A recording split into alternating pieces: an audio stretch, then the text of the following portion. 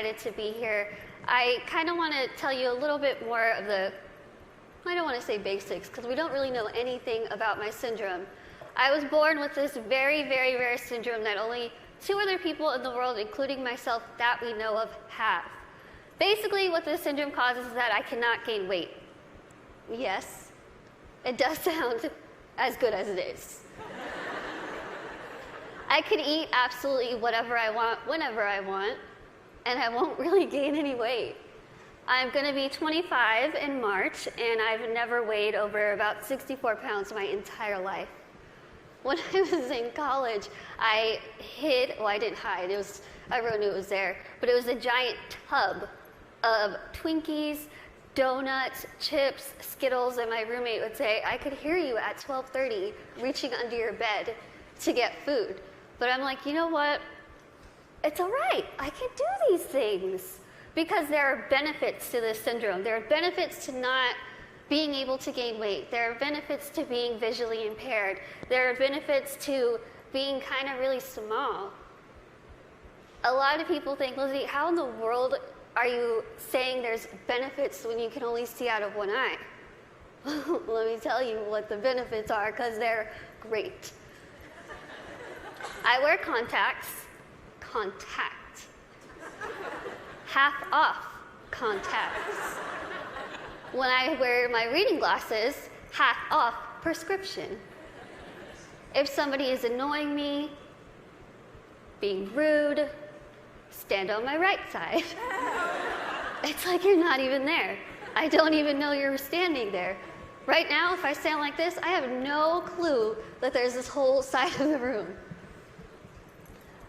Also, being small, I am very willing to volunteer myself to go to Weight Watchers, go to some gym and say, hi, I'm Lizzie. I will be your poster child. Put my face on whatever you need and I will say, hi, I use this program. Look how well it worked. Even though there are really amazing things that have come from this syndrome, there are also things that have been very, very difficult, as you can imagine. Growing up, I was raised 150% normally. When I was my parents' first child, and when I was born, the doctors told my mom, your daughter has no amniotic fluid around her at all. So when I was born, it was a miracle that I came out screaming. The doctors told my parents, we just want to warn you, expect your daughter to never be able to talk, walk, crawl, think, or do anything by herself. Now, as first-time parents, you could think that my parents would say, oh no, why? Why are we getting our first child to have all these unknown problems? But that's not what they did. The first thing they told the doctor was, we want to see her, and we are going to take her home and love her and raise her to the best of our abilities. And that's what they did. I credit pretty much everything that I've done in my life to my parents. My dad is here with me today, and my mom is at home watching. Hi, Mom. She's recovering from a surgery, and she has been the glue that's held our family together and giving me the strength to see that she's going through so much, but she has this fighting spirit that she's instilled in me, that I have so proudly been able to stand in front of people and say, you know what, I've had a really difficult life, but that's okay. That's okay. Things have been scary, things have been tough. One of the biggest things that I had to deal with growing up was something that I'm pretty sure every single one of us in this room has dealt with before. Can you guess what that is? Starts with a B. Can you guys guess it? Boys. Bullying. I know what y'all are thinking. I should have come. Why couldn't I sit here with them? I had to deal with bullying a lot, but as I said, I was raised very normally. So when I started kindergarten, I had absolutely no idea that I looked different. No clue. I couldn't see that I looked different from other kids. I think of it kind of as a big slap of reality for a 5-year-old because I went into school first day decked out in Pocahontas gear. I was ready.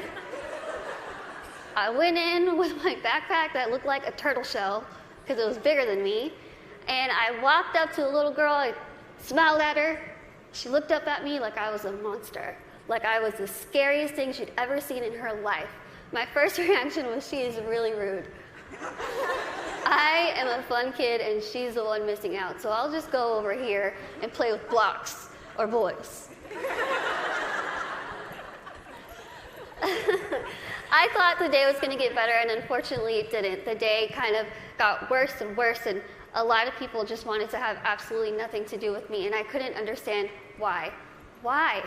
What did I do? I didn't do anything to them. In my mind, I was still a really cool kid. So I had to go home and ask my parents, what's wrong with me? What did I do? Why don't they like me? And they sat me down and they said, Lizzie, the only thing that's different about you is that you're smaller than the other kids. You have this syndrome, but it's not going to define who you are. They said, go to school, pick your head up, smile, continue to be yourself, and people will see that you're just like them. And so that's what I did. I want you to think and ask yourself this in your head right now. What defines you? Who are you? Is it where you come from? Is it your background? Is it your friends? What is it? What defines who you are as a person? It's taken me a very long time to figure out what defines me. For so long, I thought what defined me was my outer appearance. I thought that my little tiny legs and my little arms and my little face was ugly. I thought it was disgusting. I hated when I would wake up in the morning and I was going to middle school and looking in the mirror, getting ready and thinking, can I just scrub this syndrome off? It would make my life so much easier if I could just scrub it off. I could look like the other kids. I wouldn't have to buy clothes that had Dora the Explorer on it. I wouldn't have to buy stuff that was bedazzled when I was trying to be like the cool kids. I would wish and pray and hope and do whatever I could to pray that I would wake up in the morning and I would be different and I wouldn't have to deal with these struggles. It's what I wanted every single day, and every single day I was disappointed. I have an amazing, amazing support system around me who never pity me, who are there to pick me up if I'm sad, who are there to laugh with me during the good times, and they taught me that even though I have this syndrome, even though things are hard, I can't let that define me. My life was put into my hands, just like your lives are put into yours. You are the person in the front seat of your car. You are the one who decides whether your car goes down a bad path or a good path. You are the one that decides what defines you. And let me tell you, it could be really hard to figure out what defines you. Because there are times where I would just get so annoyed and frustrated, and I don't care what defines me. When I was in high school, I found a video, unfortunately, that somebody posted of me, labeling me the world's ugliest woman. There were over 4 million views to this video, 8 seconds long, no sound, thousands of comments. People saying, Lizzie, please just do a world a favor, put a gun to your head and kill yourself. Think about that. If people told you that, strangers told you this. I cried my eyes out, of course, and I was ready to kind of fight back, and something kind of clicked in my head, and I thought, I'm just going to leave it alone. I kind of started realizing that my life is in my hands. I could either choose to make this really good, or I can choose to make this really bad.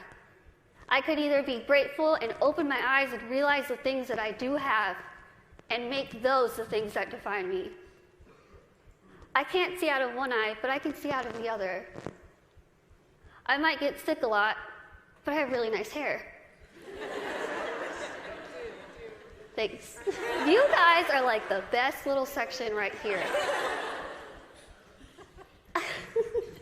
Oh, you lose my train of thought. Okay, where was I?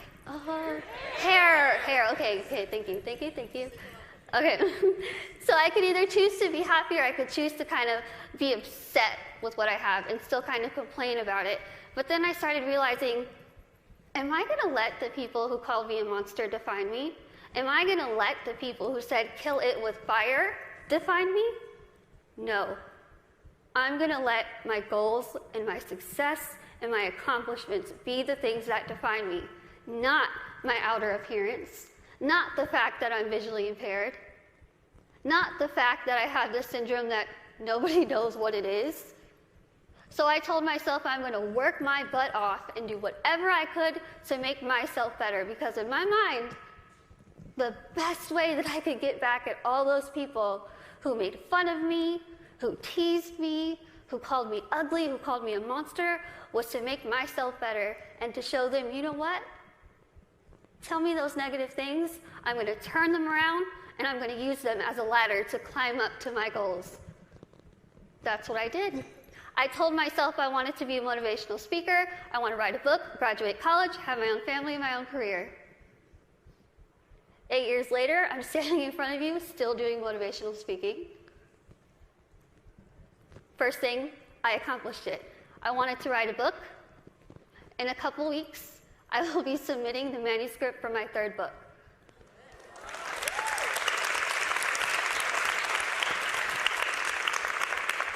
I wanted to graduate college, and I just finished college. I'm getting a degree in communication studies from Texas State University in San Marcos, and I have a minor in English. I really tried to use real life experience while I was getting my degree, and my professors were not having it. But I wanted to have, lastly, my own family and my own career, and the family part is kind of down the line. My career part, I feel like I'm really doing well with it, considering the fact that when I decided I wanted to be a motivational speaker, I went home, I sat in front of my laptop, went to Google, typed in how to be a motivational speaker. I'm not even joking. I worked my butt off. I used the people who were telling me that I couldn't do this to motivate me. I used their negativity to light my fire to keep going. Use that. Use that. Use that negativity that you have in your life to make yourself better, because I guarantee you, you will win. Now, I want to end with asking you again. I want you to leave here and ask yourself what defines you. But remember, brave starts here. Thank you.